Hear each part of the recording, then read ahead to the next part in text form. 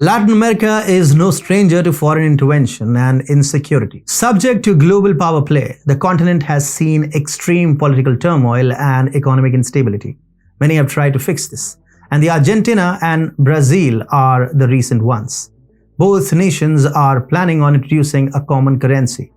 The project has rocked the financial market. As usual, it has attracted severe criticism from the West. Several countries in Latin America have cherished the idea of a common currency like the euro in European Union. It may not be far when the region will indeed realize its dream.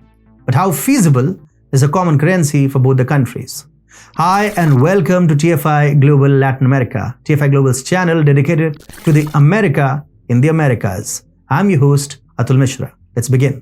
Last week, Argentina's Alberto Fernandez and Brazil's Lula da Silva published a joint statement. It underlined the potential benefits of a common currency for increased regional trade. The concept is not new.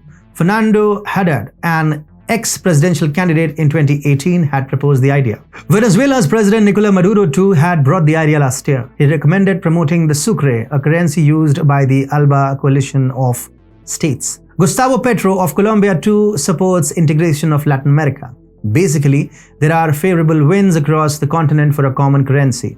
However, introducing a common currency is not as easy as it sounds. Here's why. The countries that will opt for the project will have no influence over domestic policies of other nations. Additionally, the organization in charge of running the regional system will make all economic choices. It could possibly lead to internal skirmishes in the region. The biggest challenge would be to establish a common fiscal monetary policy, which is a major undertaking and a sensitive issue for the countries. Hence, a common currency would initially require many negotiations between the future partners. It needs a strong political will and patience, though the project is not without its merits.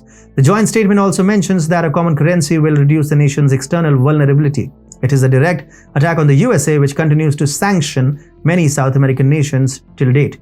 Also, by reducing transaction costs, increasing investment and promoting economic integration, it could lead to greater economic growth and development.